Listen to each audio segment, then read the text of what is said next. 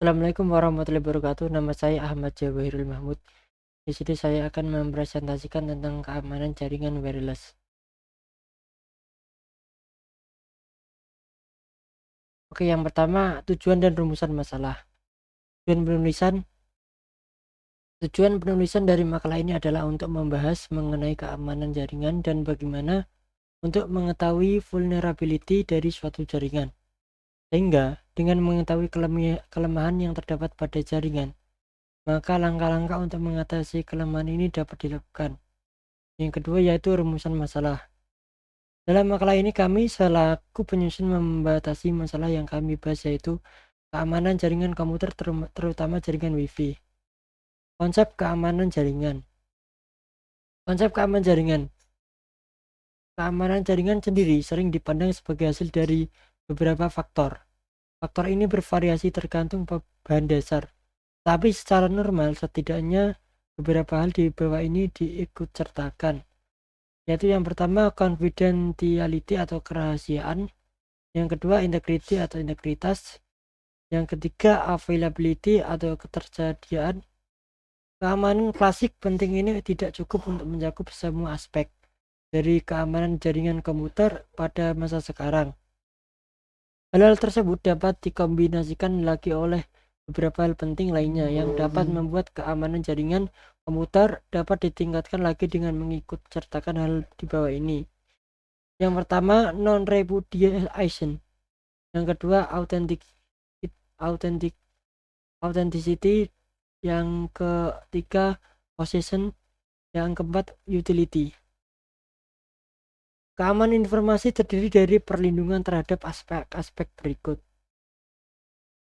Yang pertama yaitu confidentiality atau kerahasiaan. Aspek yang menjamin kerahasiaan data atau informasi memastikan bahwa informasi hanya dapat diakses oleh orang yang berwenang dan menjamin kerahasiaan data yang dikirim, terima dan disimpan. Yang kedua yaitu integrity atau integritas. Aspek yang menjamin bahwa data tidak dapat diubah tanpa ada izin pihak yang berwenang atau otoris. Menjaga keakuratan dan keutuhan informasi serta metode prosesnya untuk menjamin aspek integrity ini. Yang ketiga yaitu availability atau ketersediaan. Aspek yang menjamin bahwa data akan tersedia saat dibutuhkan, memastikan pengguna yang berhak dapat menggunakan informasi dan perangkat terkait atau aset yang berhubungan jika diperlukan. Sebagai sebuah faktor penting di dalam keamanan jaringan komputer yang berkompeten, maka di sini harus ada syarat-syaratnya, yaitu yang pertama dapat mencegah seseorang pengirim menyangkal kemudian bahwa dia telah mengirim pesan atau melakukan sebuah tindakan. Yang kedua, proteksi dari penyangkalan oleh satu dari entitas yang terlibat di dalam sebuah komunikasi yang turut serta secara keseluruhan atau sebagian dari komunikasi yang terjadi. Yang kedua yaitu authenticity. Sistem harus memastikan bahwa pihak, objek, dan informasi yang berkomunikasi adalah real atau bukan palsu. Adanya tool membuktikan keaslian dokumen dapat dilakukan dengan teknologi watermarking atau untuk menjaga intellectual property, yaitu dengan meni dokumen atau hasil karya dengan tangan atau pembuat, dan digital signature. Metode authenticity yang paling umum digunakan adalah penggunaan username beserta password. Metode username atau password ini ada berbagai macam jenisnya. Berikut ini adalah macam-macam metode username atau password. Tidak ada username atau password. Pada sistem ini tidak diperlukan username atau password untuk mengakses suatu jaringan. Pilihan ini merupakan pilihan yang paling tidak aman. Statis atau username atau password.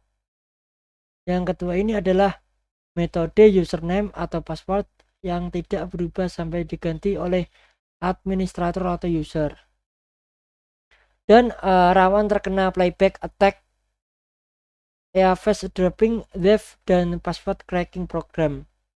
Expired username atau password. Pada metode ini Username atau password akan tidak berlaku pada batas waktu tertentu, misal 30 sampai 60 hari. Setelah itu harus direset, biasanya oleh user. Rawan terkena playback attack, eavesdropping, theft, password cracking program, tetapi dengan tingkat kerawanan yang lebih rendah dibanding dengan statis username, dibanding dengan yang kedua tadi ya. Yang keempat yaitu one time password atau UTP. Metode ini merupakan metode yang teraman dari semua metode username atau password. Kebanyakan sistem OTP berdasarkan pada secret passphrase yang digunakan untuk membuat daftar password. OTP memaksa user jaringan untuk memastikan password yang berbeda setiap kali melakukan login. Sebuah password hanya digunakan satu kali. Ancaman terhadap keamanan jaringan Wi-Fi. Yang pertama, sniffing to eavesdrop.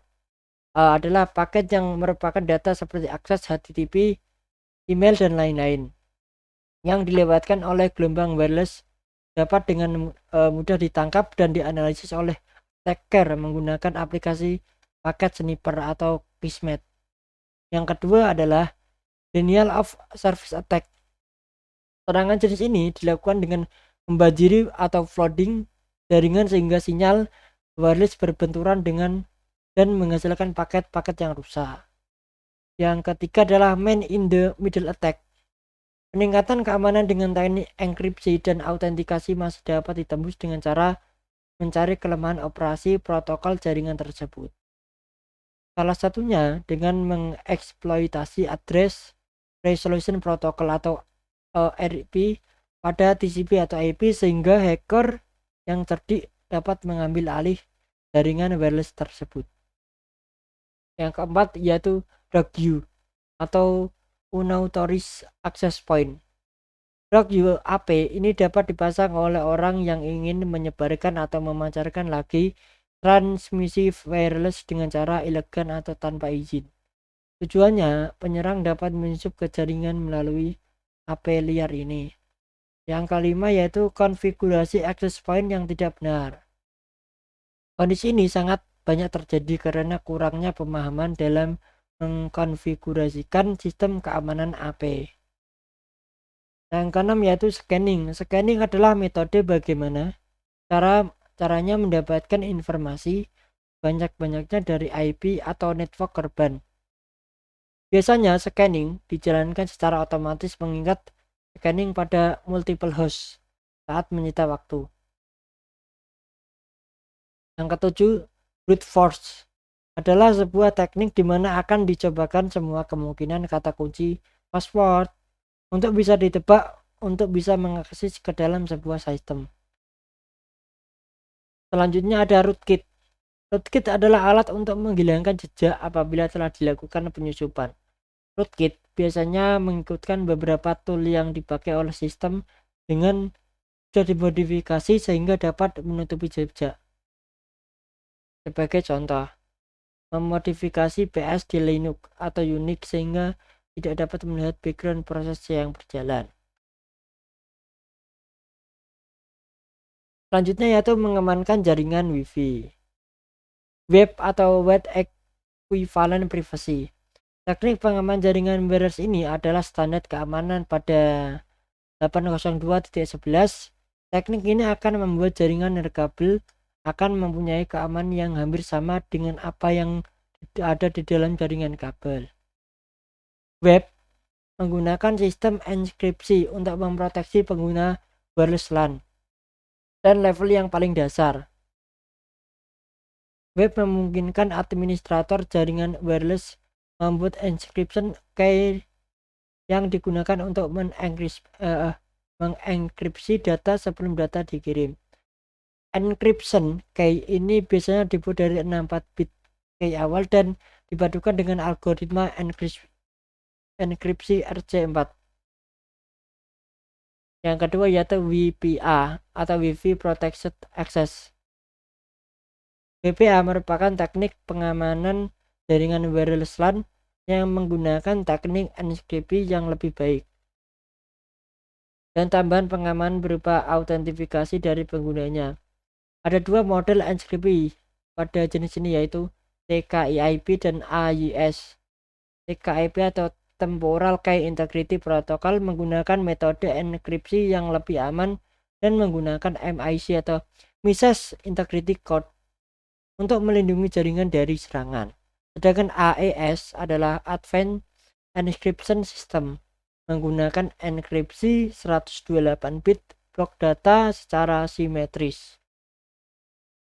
Yang ketiga yaitu MAC atau Medium Access Control atau Address Filtering. Sistem pengamanan wireless LAN yang lainnya adalah dengan menggunakan MAC address filter yang akan menyeleksi akses berdasarkan MAC address dari user. Biasanya terdapat dua metode dari wireless MAC filter, yaitu prevent yang berfungsi untuk memblokir akses dari daftar MAC address dan permit only yang hanya memperbolehkan akses dari data yang ada pada daftar MAC address. Dengan pengamanan model MAC address filtering ini, kita harus mendaftarkan terlebih dahulu MAC address dari setiap komputer yang ada pada jaringan tersebut dalam suatu daftar MAC address agar dapat dikenali dan berkomunikasi menggunakan fasilitas tersebut. Sekian dari saya, Ahmad Jawahirul Mahmud. Jika ada tutur kata yang kurang berkenan mohon dimaafkan.